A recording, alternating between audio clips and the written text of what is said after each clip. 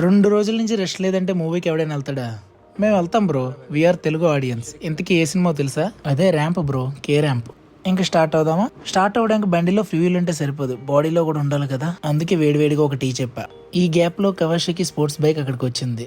బండి బాగుందని 2 షాట్లు తీసా.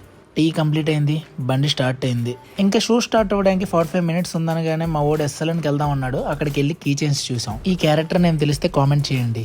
అండ్ సూపర్ మ్యాన్ డ్రై రేస్ కూడా మర్చిపోయాడు. అలా కిచెన్స్ చూస్తూ మా వాడు ఫియాన్సీకి స్ట్రీట్ షాపింగ్ చేయమన్నా వాడేమో సెలెక్ట్ చేసినవన్నీ నాకేసుకొని చూడమన్నాడు.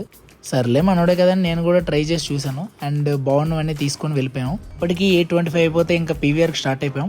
ఈ ట్రాఫిక్ ఎప్పుడు ఉండేదిలే. ఫైనల్గా పీవీఆర్కి వచ్చేసాం. ఎక్కడ ఫస్ట్ షాట్ మిస్ అయిపోతామని తొందరగా వెళ్ళాం. ఫైనల్గా చెకింగ్ కంప్లీట్ చేసుకుంటూ పీవీఆర్లోకి ఎంటర్ అయిపోయాం. వెళ్ళేసరికి అనుకున్నదే అయింది, షో స్టార్ట్ అయిపోయింది.